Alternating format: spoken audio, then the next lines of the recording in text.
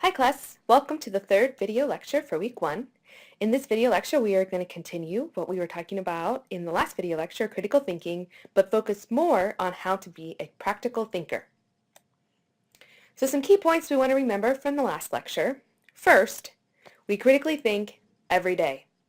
It's something that we do so often in all of the normal daily tasks that we do. When we first started doing them, we probably thought about them all the time, what we were doing, how we could improve, and then over time, we kind of quit thinking about how to do them. And then they turned into a subconscious thing that we could do. The example that we used in the last video lecture was driving. When we all first started driving, we were probably thinking a lot about it. How much pressure to apply to the brakes when we stopped, how much pressure we had to apply to the turning wheel in order to turn left or right, when to turn our blinker on. All of those things were taken into consideration when we first started driving. Now that we've been driving, many of us, for years, we don't think about it as much. We kind of get into our car, turn it on, and then start thinking about maybe how quickly we need to get there, or when we get there what we're going to do, or after we finish this task what are we going to do next, or you might be thinking about dinner, what you're going to have for dinner that night. Who knows? But you're not thinking about driving. So those tasks that we do every day that we don't have to put a lot of thought into, they become subconscious. And that is a part of critical thinking. The next thing we want to remember for critical thinking is that critical thinking is based on logic. We start critically thinking right when we're a few weeks old, and then we build and develop on that critical thinking as we age. We start to notice patterns, we start to recognize cause and effect so that we can build on our logic and develop strong critical thinking skills to solve complex problems as we grow older. The final thing to remember about the last video lecture is that critical thinking is something people who are good at critical thinking do so practically. So they use their practical thinking skills in order to critically think through an issue. So if we know that practical thinking is an important aspect of critical thinking, how can we be a better practical thinker? One way to be a better practical thinker is to ask questions. Practical thinkers are trying to clarify an issue or a topic in order to better understand how to solve it. So if you understand clearly what the issue is and all of the things that are surrounding that issue, you can best solve the problem for the situation. So first, ask yourself, what does it mean? So if we think about an example, let's think of the word animals.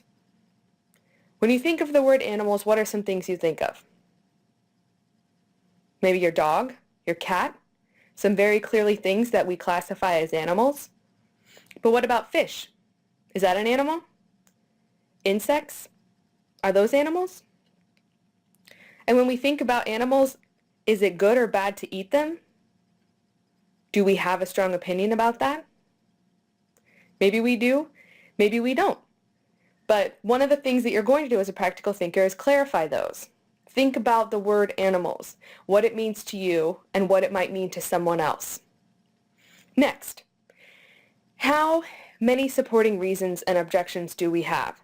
So in this, a practical thinker is thinking about both sides. So not only are they thinking about what their interpretation of the word animal means, they're also thinking about what the opposing side of their view might think about the word animals. So for instance, if you're someone who likes to eat meat, you might think to yourself, well, people have farms and we feed and reproduce pigs and cattle in order to be eaten. But the other side might say, well, we're killing an innocent animal. And so if you take these two opposing sides into consideration, you might be able to understand support for eating animals as well as objections to eating animals. And the most important thing about this part of practical thinking is to try and think about both sides. Understanding the opposing view of a side is only going to give you a deeper understanding and appreciation of your own opinion, so you can support your own opinion. The third practical thinking question: why is this important or relevant? Who cares about meat and if we're eating it? How would the world be different if we didn't eat meat anymore? How important is this issue in comparison to other issues like starvation and poverty? So it's important to also think about how relevant this issue is that we're talking about. Maybe eating meat and animals is not an important issue for you, but it's important for someone else. So is that person important to you, and then you, by association, care more about that issue? That's a possibility. The fourth and final question that a practical thinker will consider is, what are the other possibilities?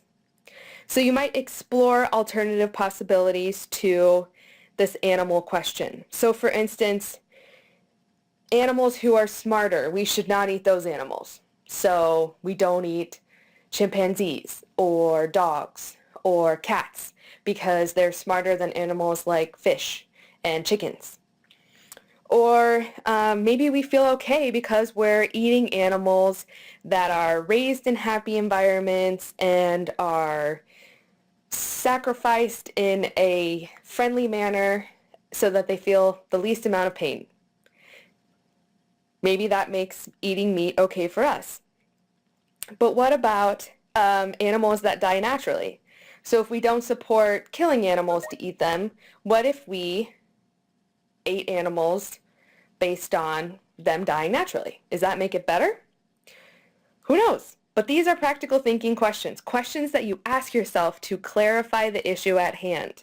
And then you think about what your opinion is, look at the opposing view, see why that's important or relevant, and then if it is, and you need to think about all other alternatives, you can do that. One of the other things to keep in mind about being a practical thinker is to have a positive attitude and to keep the following things in mind in order to keep a positive attitude while you're thinking about a subject. So, with our attitude, we should try to be independent in our thoughts. So not only are we trying to learn how to solve problems, but we should also know that it's okay for us to go against conventional wisdom. Sometimes we might have to think outside of the box, and we will be pushed outside of our comfort zone, which might cause us to want to change our attitude, but it's okay. We should remember that we can be independent with our thoughts and to think outside of conventional wisdom. We don't always have to go with the general majority when it comes to our different thoughts.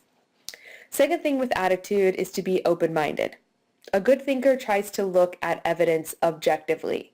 So try not to put any of our own biases or personal thoughts into the idea. We want to be open-minded about the evidence that's presented to us and try to look past our personal opinions and see if there's information from the other side or the opposing view that can help us.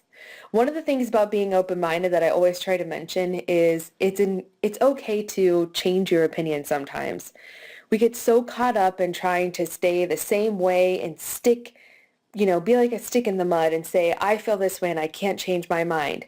But being open-minded and changing your mind is okay. It's okay to learn new things and then learn that those things change your opinion about something. And that's a part of changing your attitude. A third part about your attitude and being a practical thinker is having a cool head and trying to remain impartial. It's important for us to give up our emotional thoughts on something. So if we prevent our feelings from overwhelming us, we can allow ourselves to have some rational thought. If we're always making decisions based on being upset or being angry or being frustrated or being happy or sad, then we're only making decisions based on our emotions instead of our rational reasoning side. So practical thinkers try to turn down their emotional aspects of their decision making and try to do so with their rational thought. And then finally, when it comes to being a practical thinker in your attitude, it's important to be analytical and have a reflective attitude. Don't always jump to conclusions. Try and take time to analyze and systematically search for all arguments and evidence on both sides of the argument so that you can make a well-reasoned, rational decision when it comes to critical thinking through a process. Next, connecting ideas. So whenever we're trying to convey information to someone else, we've critically thought, we're a practical thinker, and now we're trying to take the idea that we have and give it to someone else or get someone else to believe what we say. So here are the steps that we want to follow in order to connect our ideas. First, give examples. If you can give examples of why this is the best decision, it is only going to make the other person believe that you have a better understanding of why this is the best option. Second, definitions. Define what you want the other person to do. It helps to remove misinterpretations and ambiguity for the person you're trying to defend this idea against. Identify implications. So how does accepting an idea make a difference? What are the consequences? So if you accept this idea or the other person that you're talking to accepts this idea, then you can get them to believe that this is the right idea by describing what the other opposing ideas might be and what the consequences might be if you didn't follow through with this. Fourth, compare and contrast. So show the individual how this concept applies to different situations. So if you can show how it applies to the situation that you're working on as well as different situations, you can get them to see how it'll work in two different ways. Fourth, break things down. If you can break things down into simple and less complex ideas, most people have a generally better understanding of how things work. Please don't forget to do your riddle questions and complete the questionnaire after watching this video lecture so you can get points